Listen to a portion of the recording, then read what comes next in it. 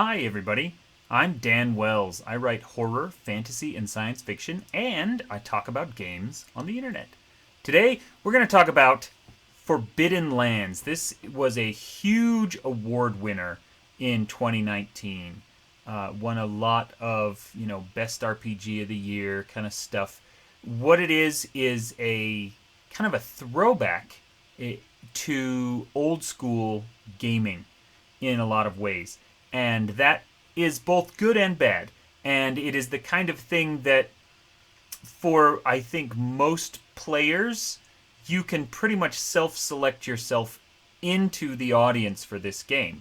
If the idea of old school gaming fills you with delight, this game is going to fill you with delight. It is absolutely going to scratch every itch that you want.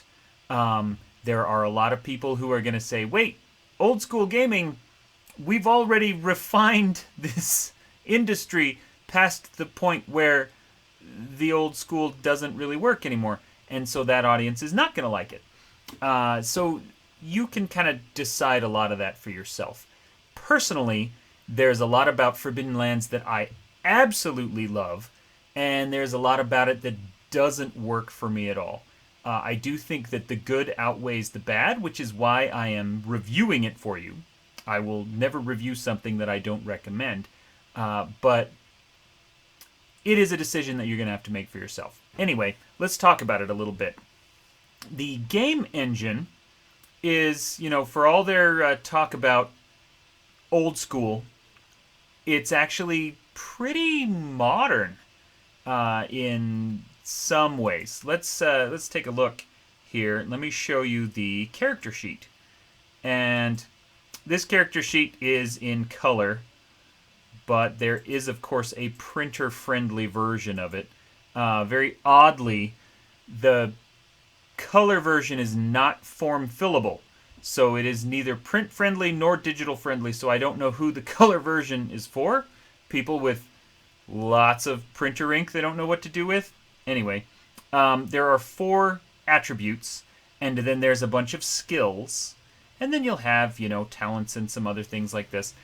What is interesting to me is that this game follows a very similar modern model to a lot of other games that we've talked about on this channel, in which if you want to do something, you'll take your attribute and the skill that applies, and you'll roll that many dice. So if you've got, say, 3 points in agility, and over here in move, let's say you have 1 point in move, you're going to try to jump across something.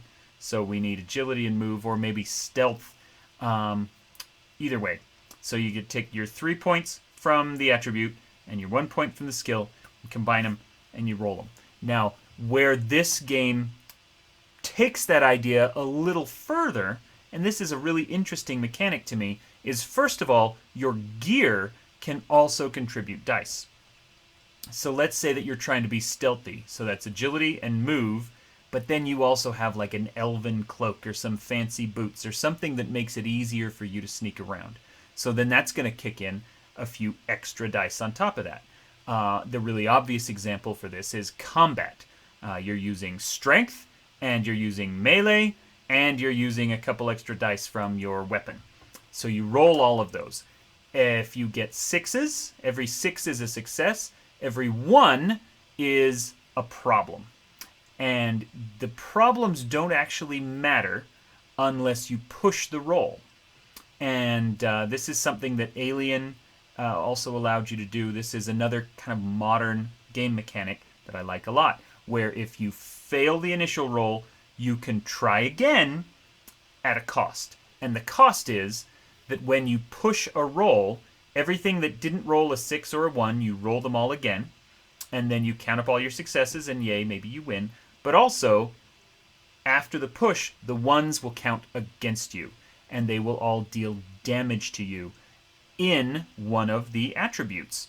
If you are, taking physical damage because you've been wounded in a fight, that's strength damage. If you can also take damage in some of the other attributes, which is interesting to me, depending on what kind of damage it is. If you're being attacked socially, someone is insulting you, then that can hit you in wits or empathy or something like that. Anyway, you roll all these dice, and the different dice will affect you in different ways. Your skill dice, the ones won't hurt you. The weapon dice, the ones will hurt you. You'll take damage from them. And the base dice, the attribute dice, ones will hurt you, plus they can cause mishaps. And there are lots of mishaps in there that can take place depending on what you're trying to do. The game is very clear about the fact that skill rolls should be meaningful. You're not going to have a bunch of them over the course of a single session. You're only going to roll, a few times, and those times should be filled with drama. The counterexample to this, obviously, the exception to that rule, is combat, in which you'll be rolling the dice a ton. And combat is where, for me, this game falls down. But before we get to combat, let's look at the player's handbook, and we'll look at character creation. So, as is, another nod to modern gaming, these are not called races, they are called kin. And so what you do is you choose your kin, you choose your profession, so on. So there are a lot of the standard D&D style races. Humans, elves, half-elves, dwarves, halflings, but then you can be wolfkin, which is fun. And also, orc and goblin are player races. Now, every race is going to give you a key attribute, every kin, I should say, a key attribute, a kin talent that is unique to that kin, and then, some guidance of what kind of professions and names you can go into. But anyone can do anything. Then let's get into professions. Professions will give you, another key attribute, some skills that you are better at, and then it will define for you prides, dark secrets, relationships. And I really like these. Your pride is what will allow you to push something. If you are making a roll and you fail, well, you're out of luck. Unless it relates in some way to your pride. So let's say that your pride, and pride could be a straight up personality flaw, or it could be like an actual ability that you have. So these are example ones, and you can always choose one of these or create your own. So as a druid, one of the options is you are nobler than other people, and the gods love you more. Now maybe that's true, maybe that's not true, but it does affect you. Your character is proud of it, and you can use that to push a roll. Also, demons instinctively fear you. That's a straight up just power you can use. So if you're dealing with a demon and you fail a roll, you can say, but demons instinctively fear me, so I'm going to be able to re-roll this. The pride system is a really cool system that I like a lot. Dark secret and relationships are there they don't have as much of a mechanical effect, but they flesh out your character in some cool ways. So anyway, there are a ton of these. Then we get to age. Age is really great in this game. I like this a lot because there are 3 categories: young, adult, and old. And if the younger you are, the more attribute points you get. But the older you are, the more skill points and talents you get. And so it's a really nice trade-off that the young are strong and vigorous, but the old are more experienced. It's a really flawless system that works together really well. So anyway, let's look now at the combat system. This is where I think the old school aspect becomes too much for me. A lot of what we've talked about so far is, like I said, fairly modern. The old school part is where we get into kind of the hex crawl nature of the game. And I do want to look at that because there's a fantastic hex crawl map system. You can see this map behind me. I pulled this graphic off Reddit and someone's kind of marked it up, but I'll show you the actual map in a minute. The other old schooly kind of aspect of this is the combat system, which is, frankly, more weight than it is worth. More fiddly, more time consuming than any RPG needs, in my opinion. And I say that knowing that there are many of you out there who are going to love this combat system. I do tend to default toward more minimalist role-playing systems more often than not. I'm a big fan of the Modiphius 2D20 system, which is very crunchy depending on how it's being utilized. But in general, I like more minimalist game systems. This combat system is the opposite end of minimalism. So, for example, here is some of the actions you can take on your turn. There are slow actions, there are fast actions, there are now one thing here on the slow actions that you'll see is slashing, stabbing, like different kinds of attacks are even listed as different actions. And so there's all of this stuff to figure out. And some of these are like swing weapon, which you do this right before you make an attack. And so you are stacking different actions on top of each other as a way of like improving it. You want to do more damage, you swing your weapon. You want to aim in order to hit better. There's, all this stuff. And then it gets into this system here of, where are we?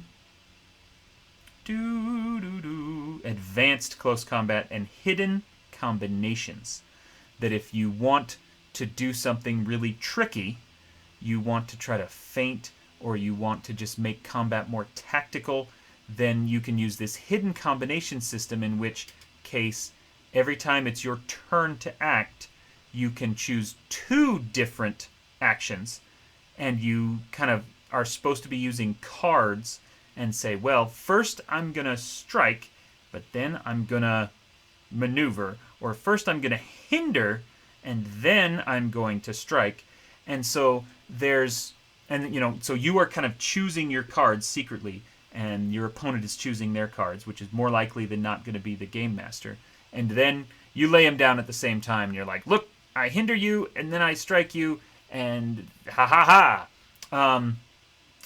And obviously, there is a lot of tactical coolness in that. And so players that value that aspect of combat and of role-playing games are going to enjoy that. There is definitely appeal there, and I absolutely admit that. Personally, I find that combat is always longer and more boring than it needs to be in almost every role-playing game. That's obviously not true of everything, but I do think that it is a weakness of a lot of role-playing games where they try to be a little too simulationist, a little too tactical, a little too fiddly with combat, and all it really does is slow the game way down. There are absolutely players who enjoy that, and that's what they really want, but I don't. And so as a personal preference, this combat system falls really flat for me. And I don't know how I would tweak it, but I am eager to try to tweak it because everything else in this game system is awesome. So let's take a look at that map that I talked about. Okay? So this is the Forbidden Lands. And if we zoom in, you can see the whole thing is a hex map. Okay? And what is really fascinating to me about this game is that it is very similar in a lot of ways to the Conan Exiles sourcebook that we looked at a couple of weeks ago. This is a new movement in modern RPGs to get back to the old days of old school hex crawl map exploration kind of gaming. Even my own Twitch campaign that I run on Typecast RPG, we're going to be moving to a hex crawl kind of system next year when we start our new campaign. And so it's definitely popular, and the reason it's popular is that it's a lot of fun. Let's look at the Game Master Guide, because I think it does a good job in here of laying out what they call the principles of the game. If you're going to play Forbidden Lands, this is why. Okay? So first of all, the world lies before you. There's this huge world, like we saw on the map, that you get to go out and explore. And the game comes with Let's zoom back out. Boop, boop. The second page, if you buy the starter kit, so you're getting all this in physical form, there's actually a big fold-out map, and then there's a bunch of stickers that you get to place on the map wherever you want. And so the Game Master, as the players are exploring the world, the Game Master is creating their own unique instance of that world in which they are deciding where specific things are and where certain points of interest are and what they do and etc. and etc. And it's really a really cool thing. So the land is full of legends. There are lots of things to do and explore and find on that map. It's not just empty. The adventurers make their own fate. I'll read this. Perhaps the most important principle of them all. In Forbidden Lands, the game doesn't tell the players what they should think or feel, what missions to accept, or where they should go. The adventurers make their own decisions and get to live with the consequences. And this is what we were talking about before when I was looking at the Conan Exiles sourcebook of what we call emergent story. That there is no campaign in a classical story sense, or I suppose I should say in the modern sense of a campaign, because this is absolutely what people used to call a campaign, in the 70s or 80s. That it's just a world full of things to do. There are absolutely big villains that you need to defeat. There are dragons that you need to slay or befriend. There are people that you need to rescue. There are empires that you can build. There's all of this big, important story to be found, but there's not a specific beat-by-beat progression through that story. And the players decide as they move through it what they're going to encounter, what they're going to do, what is important to them. And so that's where Forbidden Lands really starts to sing as you move through this map and fill it out. Some of the other principles here. Nothing is for free, which means basically that life is very hard and you will be scrabbling for resources. We can see here on page 2 of the character sheet, you mark your gear that you have and multiple mounts that you can have. And then there's a whole section for consumables and how much food, water, arrows, and torches you have, which should let you know what kind of game this is. If you need to keep track of how much food you have so that you don't starve to death, this is very different than kind of a modern D&D swashbuckling thing. This is a lot more gritty, this is a lot more survival-based, and this is a lot more fiddly in some of its mechanics and some of its bookkeeping. Principle 5, them that's got shall lose. And this is a really nice balancing principle, because as your characters go, maybe they are building an empire. There are extensive rules in here on how to build a stronghold. In fact, here, let's look back at the character sheet. Page 3 of the character sheet is your stronghold. And so as you explore the world and find a good place and say, you know what? We're going to not just wander through this world, but we're going to make our mark upon it. We're going to start our own village or our own castle, our own whatever, and then, really kind of change the world and be a part of it instead of just moving through it. And so, but, as we see in this principle, as soon as you do that, then you become a target for other adventurers, other fortune hunters, other treasure seekers, other people that are going to say, oh, look, there's a point of interest over there. You've just become a sticker on the map, and there will be NPCs interested in coming in to find whatever treasure you got when you took it from that dragon. And then death is part of the story. This is a brutal game in a lot of ways.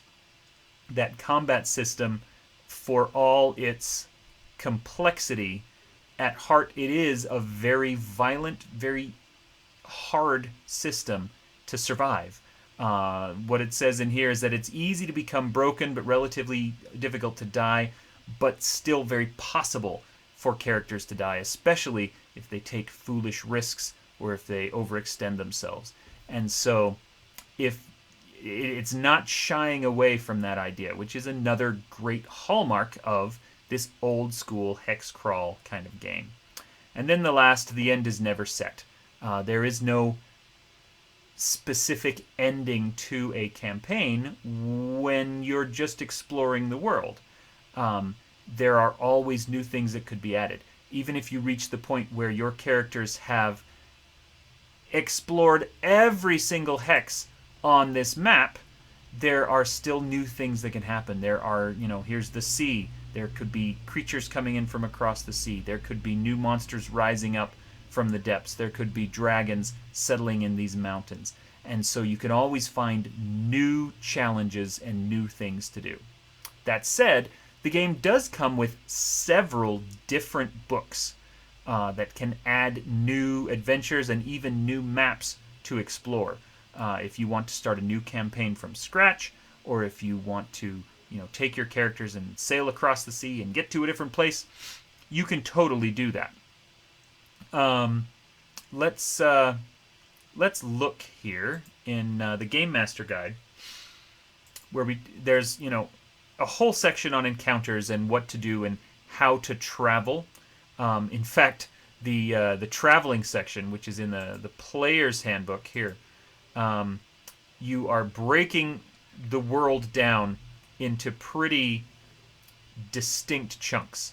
And there are quarters of the day, morning, day, evening, and night, and you need to decide what you're doing on every one of those. Are we hiking? Are we keeping watch? Are we foraging, hunting, fishing? Are we making a camp? Are we resting and sleeping? And there's lots of different things to do, and everyone in your party can decide, well, while you can't make camp, I'm going to go hunt, and I'm going to help this person hunt, and so there's a pretty complex travel system. But then as you encounter stuff, as you move through that world, as you explore new hexes, open up new things, you are going to encounter adventure sites. And some of these adventure sites you can create yourself, and some of them the game just gives to you, which I think is great. There's a absolutely incredible village generator in here, which I love. There's a dungeon generator in here. I love random generators, and these are flawless. They are fantastic. And so if you need something for your players to do, and you're like, well, they find a dungeon, but what's in it? Well, now you know. It's very easy to put something together like this. And, here's castle generators. There's just so much great stuff. Lots of good stats for, who people are and what they can do. And then, of course, the game gives us 3 specific adventure sites that have already been developed. So if you want to explore, this is a village that they've done. Weatherstone is a castle. The Vale of the Dead is a dungeon. So one of each. And those generators are able to produce lots of cool ideas. And I think they will fire the Game Master's imagination and go, oh, okay, based on these rolls, it's kind of suggesting this kind of thing. I know exactly what to do, and you can flesh the whole thing out. Here's 3 examples to kind of show you what is possible within the system, but then also just to give you a head start so that you can use one of their example ones before you have to jump in and create your own. So, anyway, this game I really, really like. There's so much to like about this. I wish that I liked the the combat system more than I do. But either way, Forbidden Lands does have that old school gaming feel to it while still incorporating a lot of more modern game mechanics and game balance. And there's a very good reason that it won as many awards as it did. So anyway, I think that I have given you enough information to know if this game is for you or not. The boxed set is definitely worth picking up because it's got that big map, it's got the stickers to put on it, the system for exploring and populating your world and filling it with adventure is really well done. The ability for players to, decide where they're going to go next and say, well, yes, we do want to do this, we don't want to do that.